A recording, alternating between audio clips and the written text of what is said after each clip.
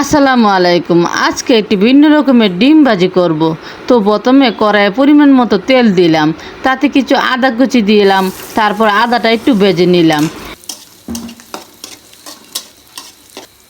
ভাজা হওয়ার পর রসুন কুচি, পেঁয়াজ কুচি, সামান্য কাঁচামরিচ কুচি দিয়ে তারপর আর একটু তেল দিয়ে কিছুক্ষণ ভেজে নিলাম। একটু ভাজা ভাজা হয়ে গেলে এতে দুটো আলু কুচি দিয়ে দিলাম। একটু লবণ ও হলুদ গুঁড়া দিয়ে আরও কিছুক্ষণ ভেজে নিলাম। আর একটু সেদ্ধ হওয়ার জন্য ডেকে দিলাম।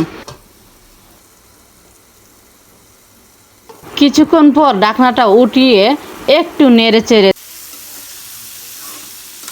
তারপর দুটো টমেটো দিয়ে কিছুক্ষণ নাড়াচাড়া করে নিলাম।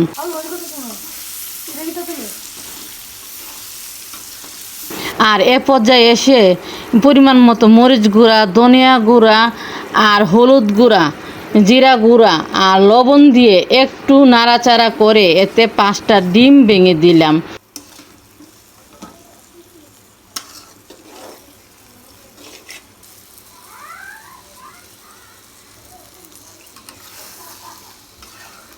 তারপর সামান্য পানি দিয়ে আরও কিছুক্ষণ নাড়লাম।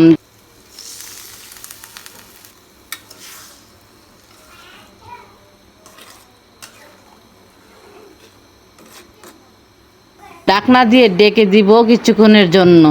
আর এ পর্যায়ে চুলার আঁচটা মাঝারি আঁচে রাখবো। একটু পর ঢাকনাটা উঠিয়ে একটু ভাজা ভাজা হওয়া পর্যন্ত নাড়তে থাকবো।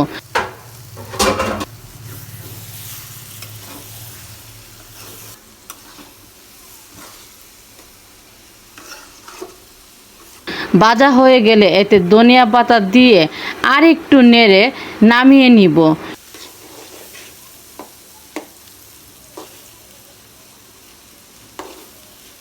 এতু হয়ে গেল একটি ভিন্ন রকমের ডিম ভাজি। তো কেমন হলো আজকের এই ডিম ভাজিটা কমেন্টে জানিয়েন।